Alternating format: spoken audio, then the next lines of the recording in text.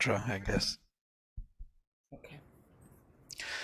Om Vang me manasi pratishthitam mano me vachi pratishthitam aviravirma edhi vedasyama ani stha shrutam me ma prahasi anena dhitena horatran Samdadhami Ritam Vadishyami Satyam Vadishyami Tanmamavatu Tadvaktaramavatu Avatu Mam Avatu Vaktaram Avatu Vaktaram Om Shanti Shanti, Shanti.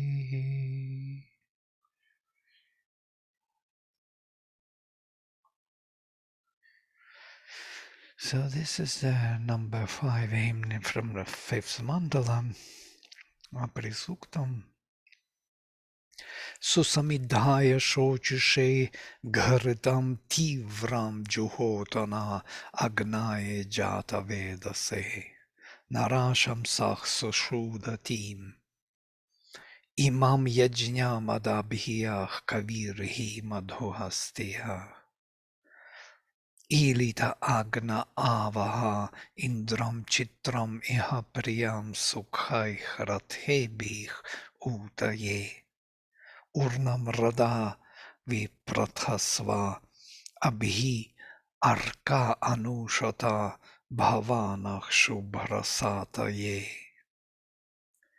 devirdvaro vishrayadvam suprayana na utaye pra yajñam pranitana. This is what we read. And now we are moving into number 6. Suprati kevayo vridha yahvi ritasyamatara dosham ushasam imahe. Did we read all of these? Yeah, I guess we did. It all sounds strange, yeah? We can read it again and again, I guess. So we went through the first 5, as I remember. So I will recapture very fast to come to number 6. To the will that knows all the births, to the flame highly kindled, purely luminous offer a poignant clarity.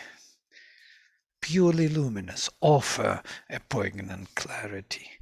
So this is the invocation to offer the poignant clarity, powerful knowledge, consciousness with power to the flame which is to be fed, because this flame of the divine will transforms our nature.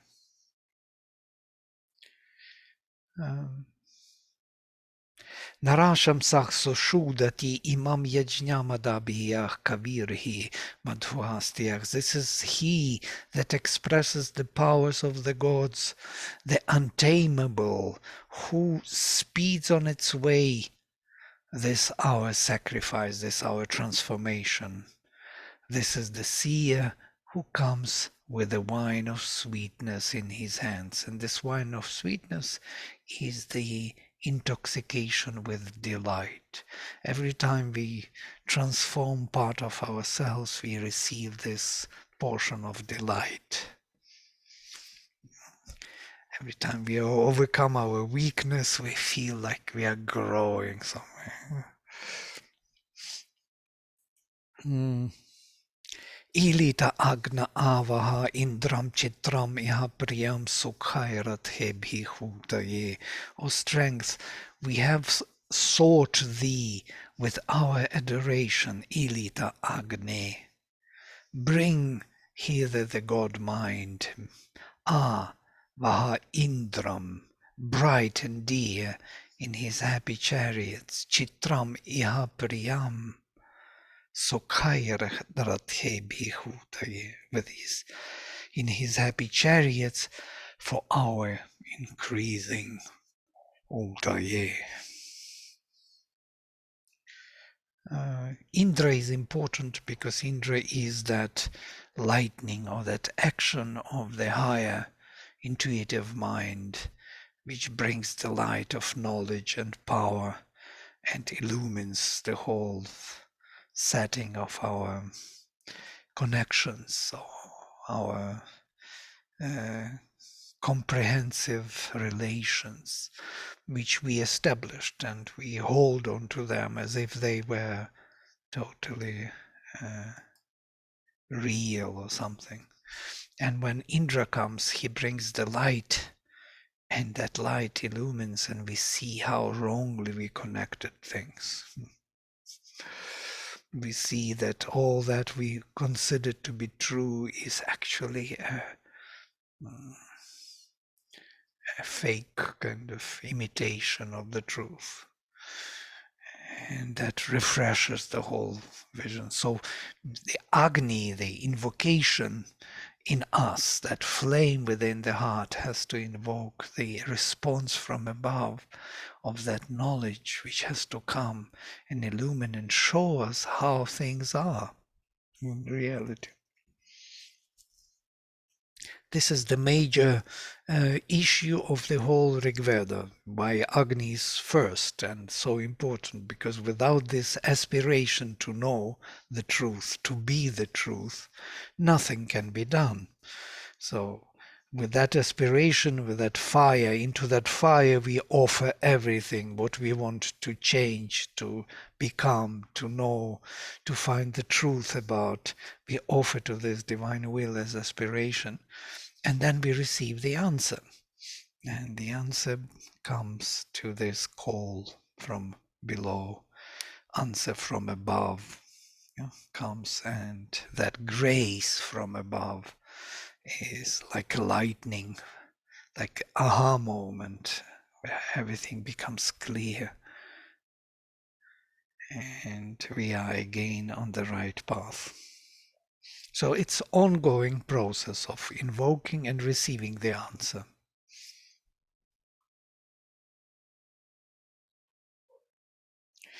Urnam radavi prathasva abhi arka anushata bhava nach shubhrasataye, widely spread thyself, softly, thickly covering, towards thee lighten the voices of our illumination. Be white and bright in us, that we may conquer. This is something interesting, because when the lightning comes down as an intuition, it acts as if in one moment of time. And in that moment, as Sri Aurobindo says somewhere in Savitri, one loosened corner lighting up the space. You can see the whole space in this moment of lightning. But it has to also pervade and settle down softly into all our connections, all our relations. It should not just show us what was wrong and disappear. It has to kind of settle down. And this is something interesting, that after that bring the light, the God light, the divine mind, the mind of higher light of the higher mind, you urnamrada, widely spread thyself, softly, not burningly, kind of spread, thickly covering, towards thee lighten the voices of our illuminations, arka, these flames in our words, these flaming words of aspiration towards thee, they are kind of joining you in that illumination. So there will be this merging of our call with the answer which comes, and it builds up the tapestry of all possible new relations.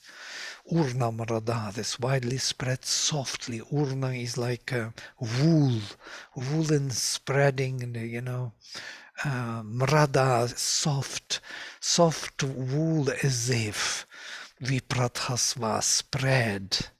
Abhyarkanushata, the lighting of the voices or the words of illumination, or the flaming words of aspiration, let us say it that way, towards thee, seeking thee, wanting to join thee, your light. They all want to come into that higher, pure light which descends from above as answer, as the grace. This is a constant topic in the Rig Veda. You can find it in other symbolic presentations of the dawn and the Agni. When Agni is calling, the dawn is answering. So the dawn is arriving. Usha. And Usha is considered to be his mother, actually. And then she changes her status, and he changes his status. He grows with her and spreads with her. So she gives him a scope where he, the fire, the flame, the aspiration, can enter into more and more relations. Yeah? So this is the interaction of the call and answer, and when they merge, when they come together, the sacrifice is fulfilled. Yeah? So one is supporting the other. The grace is supporting our call, and our prayer becomes the very act of that grace. Yeah? So we think that we are calling and we are invoking the grace, but then we realize that actually it's grace calling itself through us. This is the spiritual realization which is described in this beautiful kind of symbolic language.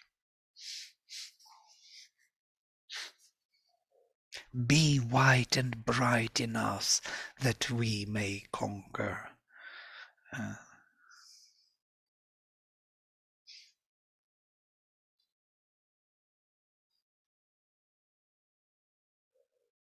And number 5, Divih dvaro vishrayadvam suprayana na utaye praprayajnam pranitana. Swing open, O ye door divine. Doors divine, these are portals, the streams, the currents from above, which actually Indra initiates with his lightning. He breaks the ceiling, which we are kind of clogged or blocked. We have the ceiling above, which has to be broken. By the way, it's very similar to the occultism. In the occultism, they have the Arcanum 19, which is called the breaking, the axe which is breaking our ceiling for the light to receive. And the Arcanum 20 is the head receiving the light. Finally, we are without the ceiling. The light can come from above straight. So here the similar idea of these portals. Portals have to be open. The divine portals, doors divine, swing open and give us easy passage to our expanding. Father, Father, lead and fill full our sacrifice. They will be filling our transformation with new, fresh, divine powers and light. So here we stopped, I remember. Yes, we did with these streams. And now, supratike vayovridha yahvi ritasya matara dosha mushasam imahe.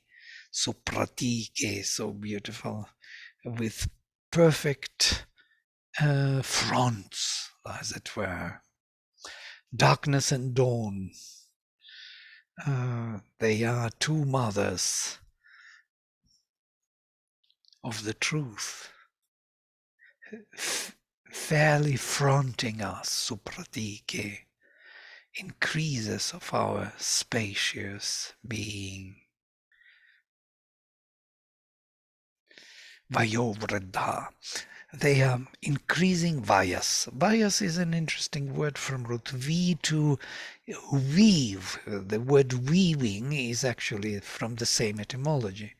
So it's kind of, they are increasing our tapestry, as it were, our interaction, the presence of the consciousness within the world. And that vayas is interpreted in two ways. One is that tapestry can be seen as the time factor, and from another point of view as the so there's the age. Age is actually that tapestry in time, or as the space. In time and space can be interpreted as a tapestry in terms of space or time, the lifetime. Our age, increases of our age, Yahweh full of young energy, Ratasya Matara, the two mothers of the dynamic truth, because this alternation between darkness and light creates the dynamism of the truth by which everything is being manifested here in the world. And then we come to Vatasya Patnam, Patman. Vatasya Patman Ilita Daivya Hotara, Daivya Hotara Manushach, Imam no Yajnam Agatam. And O ye divine priests, there are two divine priests, which is interesting because there are two, heaven and earth, or also, what do you call it?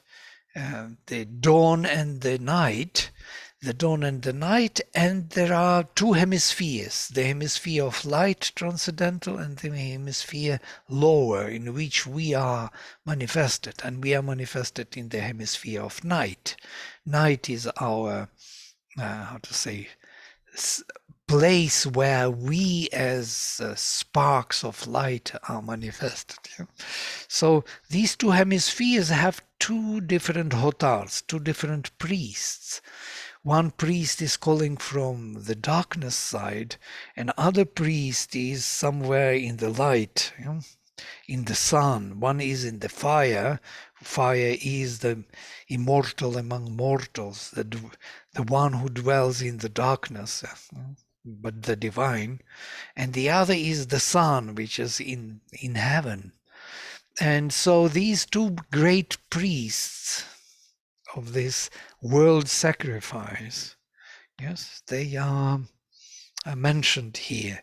O ye divine priests of our humanity, Manushach, of our mind, of our mental framework, as it were, because Manu is our forefather or our creator of mankind. Man, mind, these are the same etymology, manas, manushya, and so on. So of our humanity, that's how Sri Aurobindo translates this, of our formation of consciousness in the mind, or worshipped twine, not twine in this, twins, approach on the paths of the life breath to this our sacrifice. On the paths of life breath, Vatasya Patman, on the fly of the Vata. Vata is interesting word, it's Vayu Vata and V root are connected. V is that interweaving, blowing, flowing, bringing spiritual energy into manifestation is actually breath. Breath is that living energy which makes everything alive here. Yeah.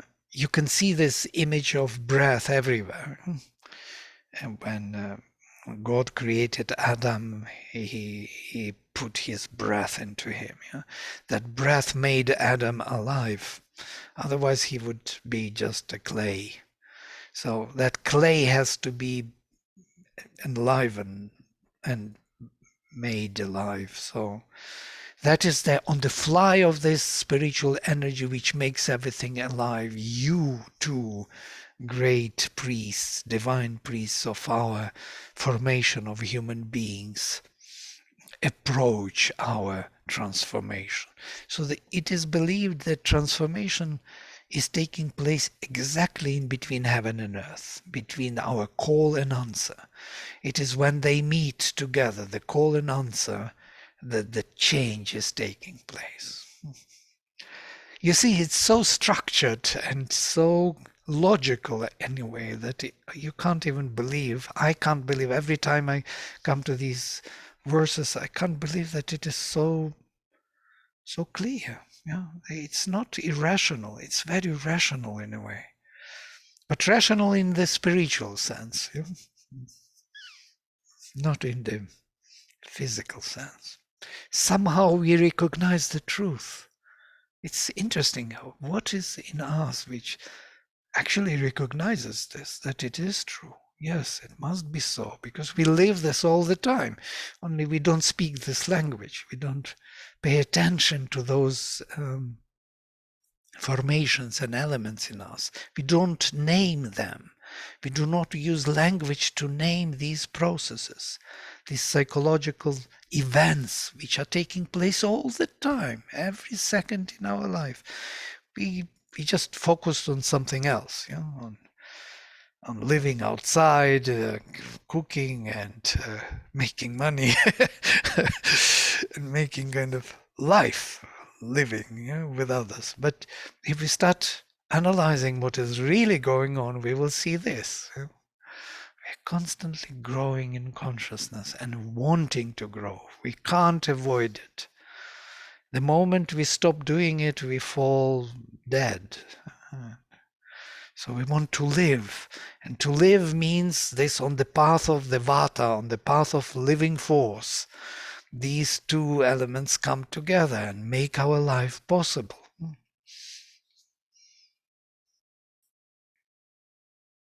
So I have this interpretation here. The two divine hotars on the path of the wind are explained by Sayana as Agni and Surya, these two divine elements, as they may be connected with heaven and earth, day and night, as their locations. The path of the wind, Vata Vayu, connects them from earth to heaven and from heaven to earth. It is like a double turbulence. I think I have a déjà vu feeling that we spoke about this already. These three are to be united into one fulfillment of the sacrifice. So the sacrifice is fulfilled once these three fires come together. Agni, Vayu, and Surya. They become one energy consciousness. So there is no more division on heaven and earth, on spirit and matter. This is the fulfillment. We want to be one being, the divine being.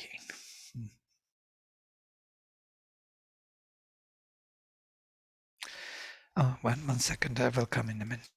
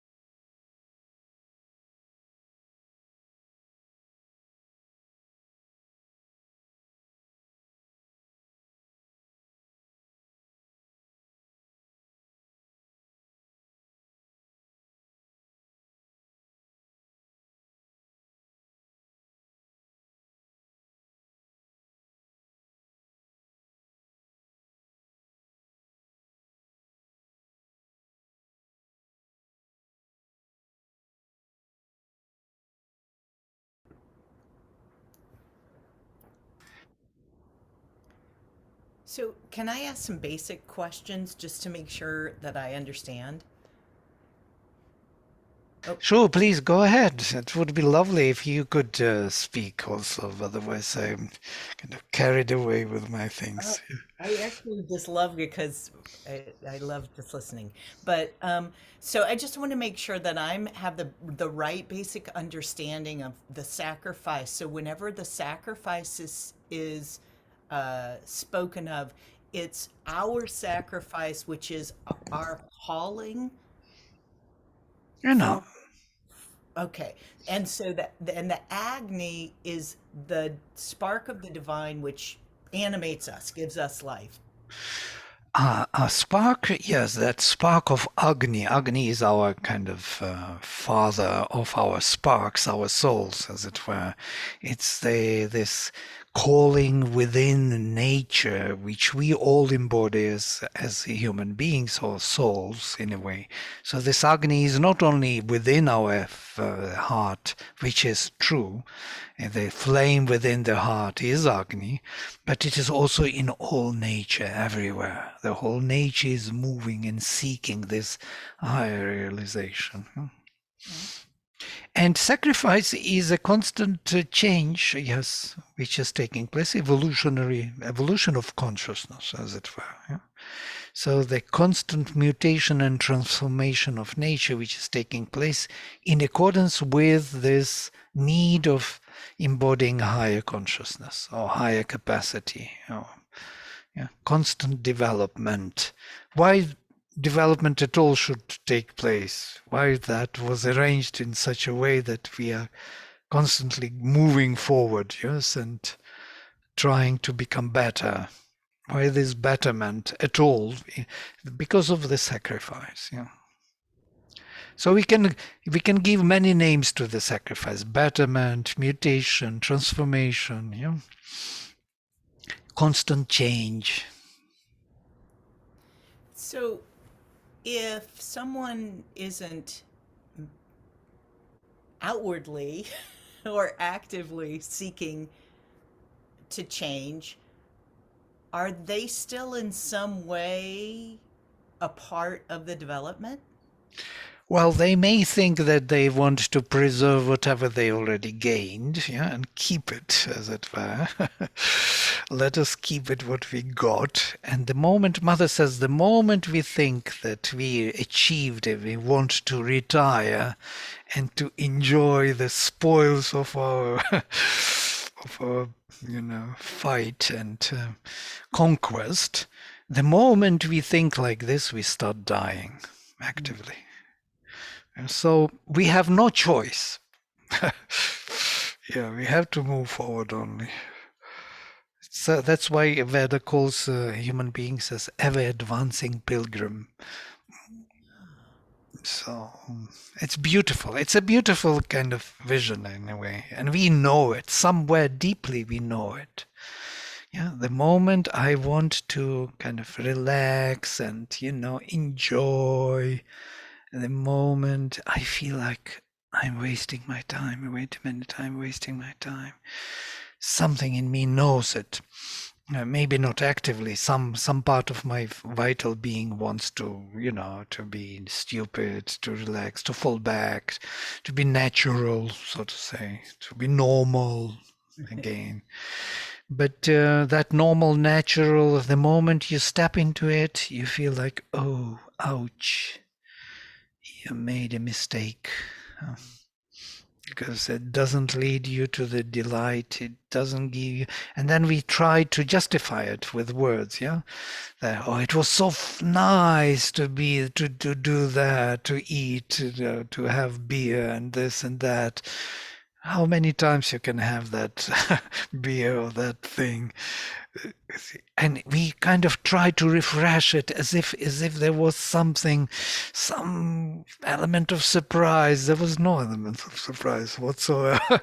But you make it, yeah. We kind of bring it from elsewhere and try to make it look like as if it's a new element. There is always new element in a way, because our consciousness cannot stay in the same state.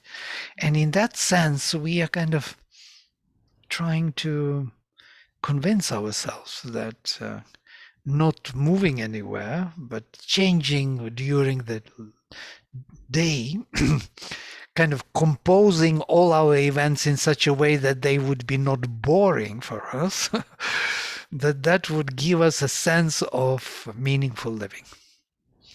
And I think this is a quite a dangerous way of living, because it takes away from us the very spirit we are meant to be. So you're kind of putting it into the perspective of non-developmental perspective, of keeping, or surviving, or whatever you call it. And there are so many terms for this: surviving, or sustainability, sustaining. These are wrong terms, because sustaining what? We have to grow. We don't want to be what we were yesterday. I don't want to be the same being, but I want to be a new being. So this is the idea of the sacrifice, of a constant growth and moving forward, always forward. These beautiful prefixes, what they put here, pra, twice. Pra yajñam pranitana. Feel our transformation forward. Yeah? Feel it forward. Don't feel it backward. Don't feel it inward, whatever. Feel it forward. We have to move ahead.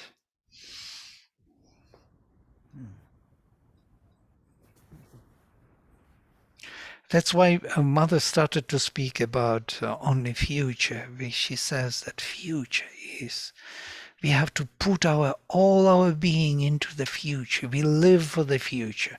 We don't live for the today or for the past. We don't have to fulfill the presence, because there is a philosophy of the present moment, of the present time.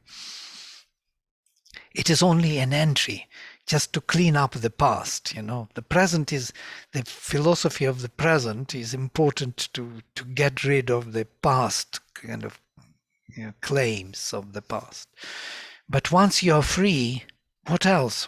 How else would you move? So once you're free from the past, you have to move forward. And this is the Veda. And then there is Ila Sarasvati Mahiti Srodevich Mayo Bhuvach Barhich Siddhanto Asredhach. She of the vision of knowledge, Ila, of revelation, she of its flowing inspiration, Sarasvati, she of its vastness, Mahi, three goddesses, Tisro Devi, who give birth to the bliss, Mayo Bhuvach, they who stumble not, Asredhach, may they take their seat at the altar strewn of the sacrifice. Barhis Siddhanto, may they sit on the barhis. Barhis is the kusha grass, the grass which they put for the gods around the fire. Sacred grass.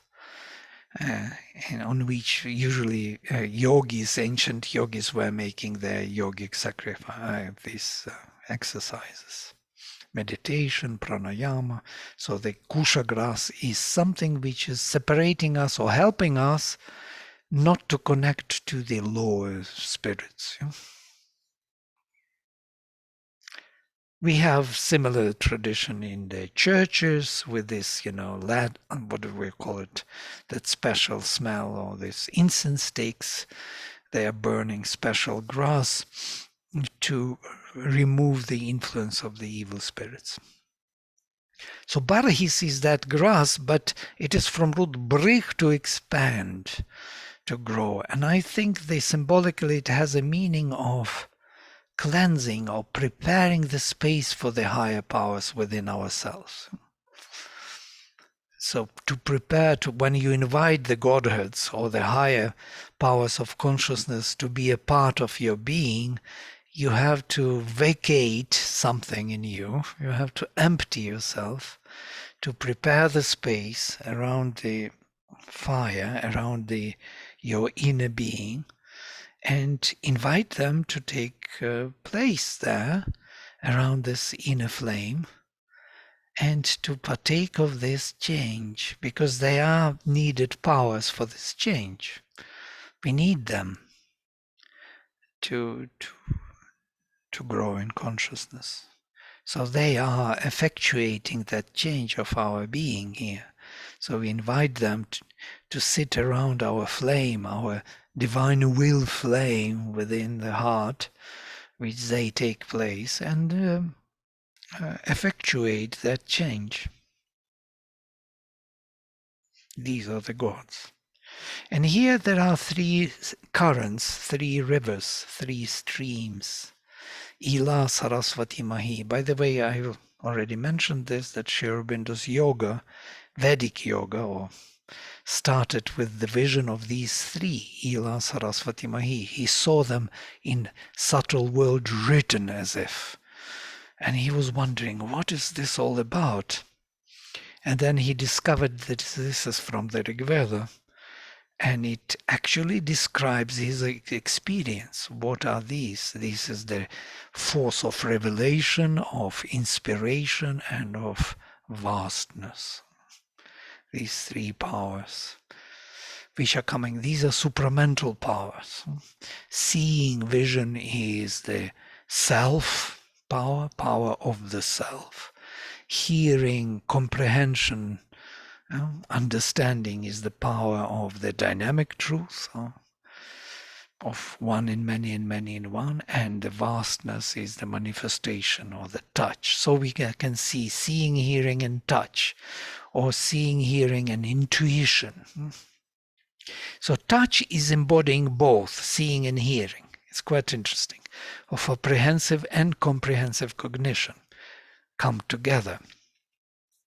So when we see the being, so to say, we have the touch with the being, as it were, and we feel that touch as something, as cognizable.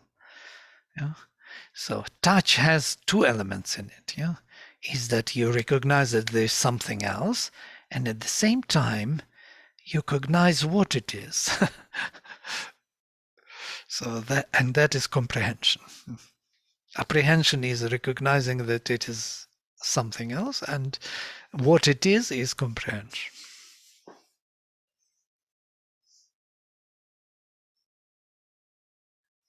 So all these three rivers creating bliss, mayas, they come, and they should come and sit around our fire, our flame, for this transformation. Sri Aurobindo speaks about these rivers so beautifully. There are quotations here.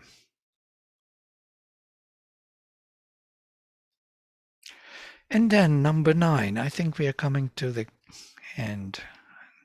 10, we have 10. Okay, number 9, maybe we will finish today the whole hymn. Shivahtva iha gahi vibhuh posha utatmana yajne na ud ava. So, such a direct diction. Of fashioner of things, tvashtar. Beneficent hither, come to us, pervader of all in thy being, in thy nourishing of all with myself, also with thyself, in sacrifice after sacrifice, foster our ascension. This is something mysterious about Tvashtri. Tvashtri is literally a carpenter. We spoke about carpenter. You haven't, no. Tvashtri is a carpenter, the one who takes the wood of creation, the matter, the material formation, and makes out of it a ladle, a spoon which can contain the delight. So he creates the first container of the delight. It's our physical body. He is the creator of the physicality which can contain the spirit.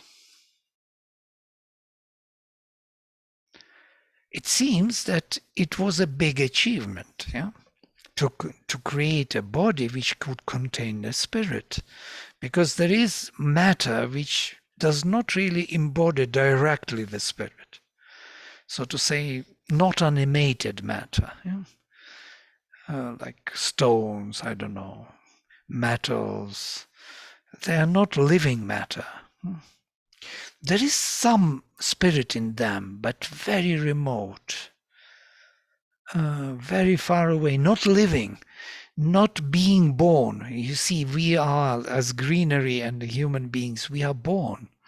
Greenery, they are born from the seed. The tree grows from the seed, from the fruit, gives fruits. It lives, it grows, it lives and dies. Yeah? It has a lifespan. It has a progeny. Amazing. Matter has a progeny, so it creates itself in a way.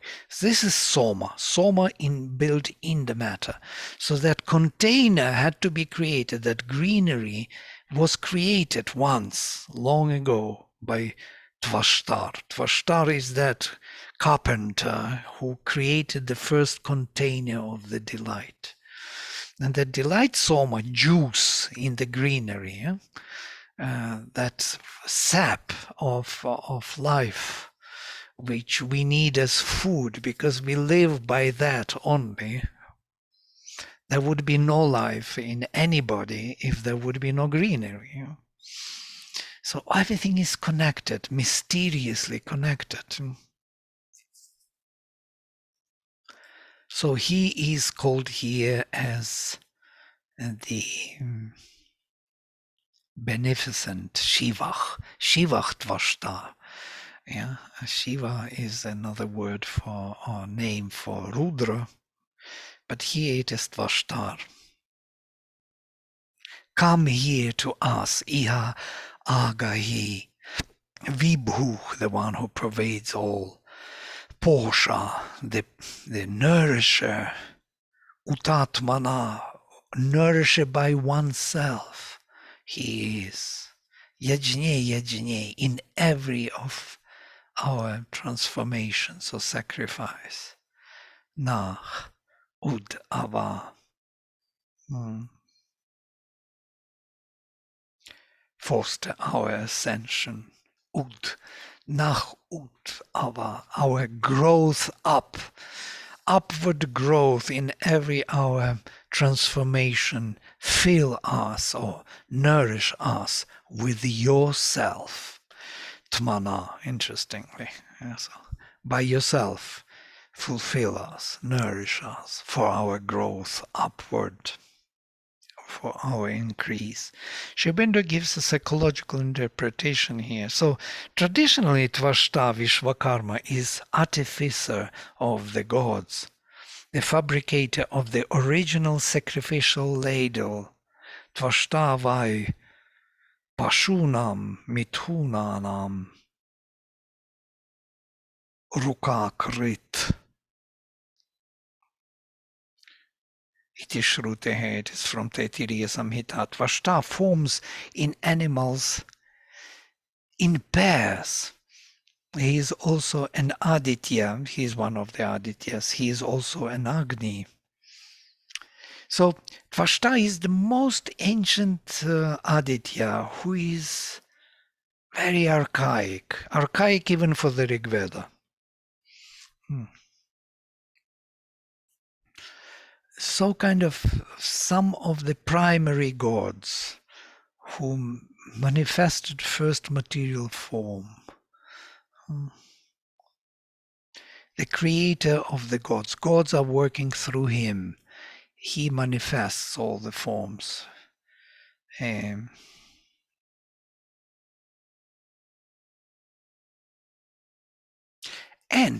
has something to do with procreation. Because to manifest the form, to kind of charge the form with the spirit, immediately this procreation comes into picture. The seed has to be cast into the soil.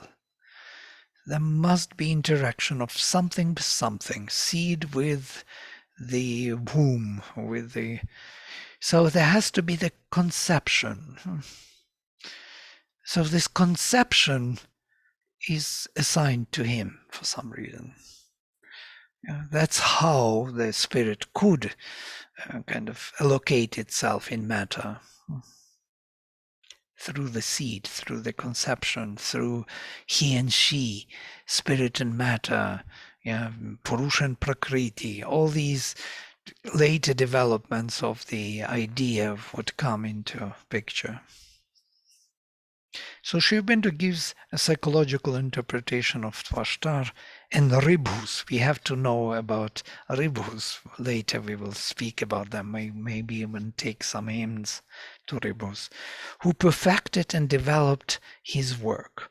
Ribhus, these are...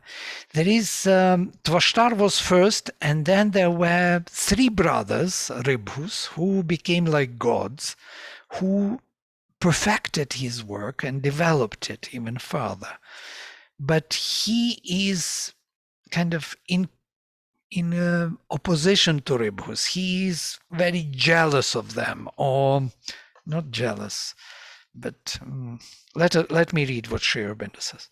For Tvashri, the framer of things, has given man originally only a single bowl, that ladle, the physical consciousness, the physical body in which to offer the delight of the existence to the gods. The Ribhus powers of luminous knowledge take it as renewed and perfected by Tvashri later workings, and build up in him from the material of the four planes three other bodies: vital, mental, and causal or ideal body.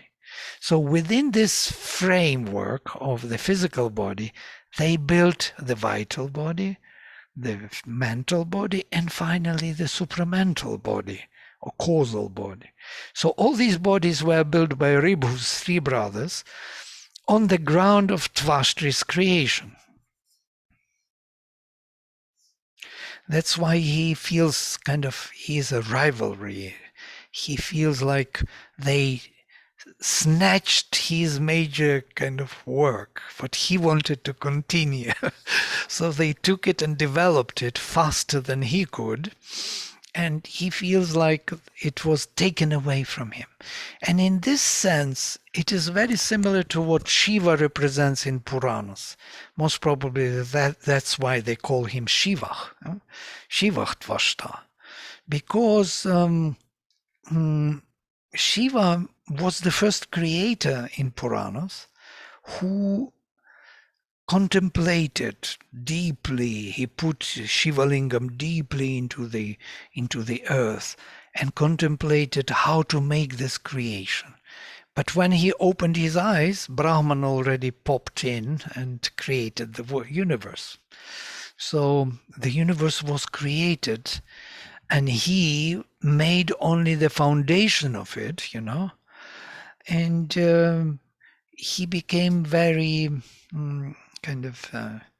he rejected the whole creation and went into Himalayas and became ascetic. He didn't want to deal with this creation anymore, so to say.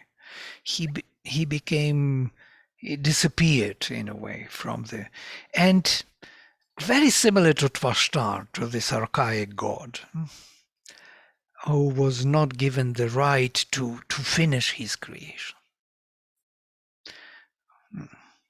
Interesting, just parallel. So Sri Aurobindo describes his creation in this way. I took also some portion from Savitri, which is interestingly corresponding to this idea: original and supernal immanence, of which all nature's process is the art. He is artificer of the gods. He creates the first art. artificial creation in a way by the spirit, and that is art. When the spirit enters matter, that creates the art of nature. The cosmic worker, Vishvakarman, his name is Vishvakarman, the creator of cosmos. The cosmic worker set his secret hand to turn this frail mud engine to heaven use. Exactly what we are kind of talking about. A presence wrought behind the ambiguous screen. It beat his soil to bear a titan's weight, refining half-hued blocks of natural strength. It builds his soul into a statued god. The craftsman of the magic stuff of self, who labors at his high and difficult plan in the wide workshop of the wonderful world, modeled in inward time his rhythmic parts. Sri Aurobindo is so kind of elaborating all the bits and pieces of the Rig Veda. Actually, Sri Aurobindo adopted this language. We spoke about this his Savitri. So this is the craftsman of the magic stuff of self. It is him. He is the craftsman, the cosmic worker, Vishvakarman. He turns this frail mud engine to heaven use. He makes it the carrier of the delight, the ladle of the soma, the ambrosia, the immortality. Immortality in a sense that it can procreate, it can continue its living through its progeny.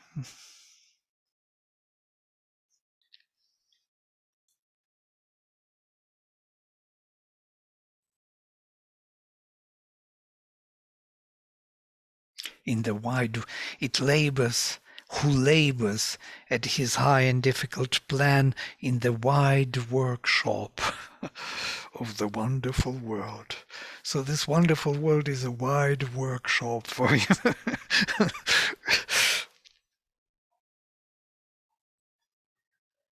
So we are part of this workshop of the divine. Great, we can stop here. I will finish next time one more verse and we will finish and take another hymn.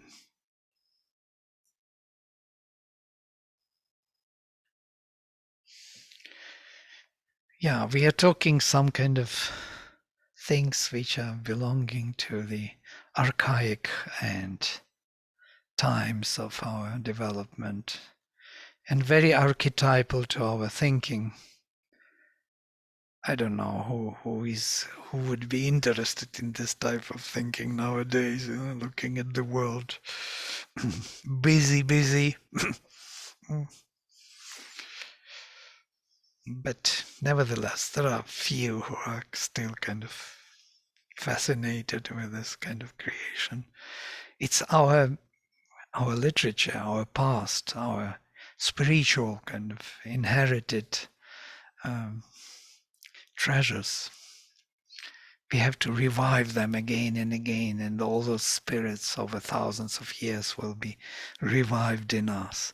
They feel that we are pulling those strings, and they feel that they have to be activated in us, in our consciousness, so we become alive. They give us support. This is what we're doing, I think. Pulling the strings, attached to them. Wake up, we are still here.